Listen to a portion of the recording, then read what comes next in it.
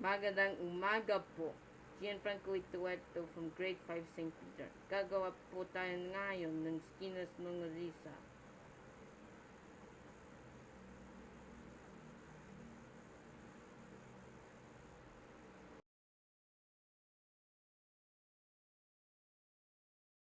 Ito ang mga ingredients natin. Kiniling, paprika, ground black pepper, asin, bawang, mantika, at asukal na hapula. Pagsasama-samahin natin ang ingredients, kiniling, ground black pepper, asin, asukal ng pula, at akal, bawang bawang, at konting mantika.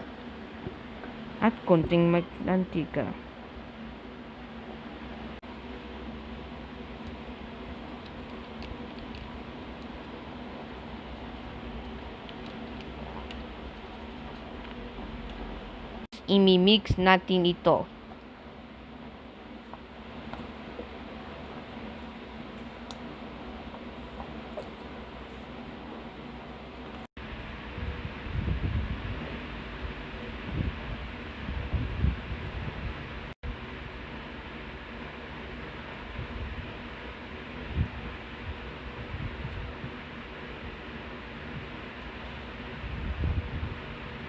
Ngayon naman ang kukurtihan natin.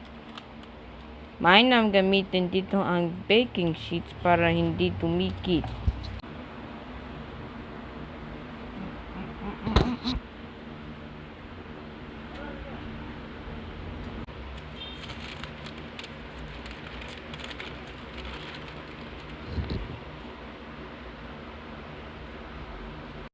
Ang galing ko magrolo, no? Ngayon, pwede na po itong i-freezer. Ngayon frozen na ang ating longganisa, ready na itong ibalot at ibenta.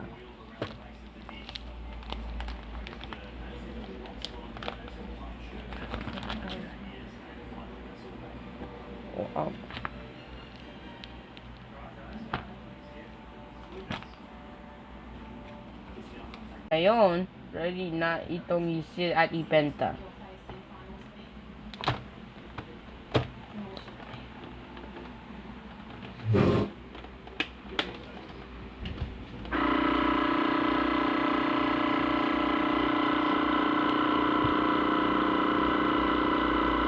Ito na ang finished product.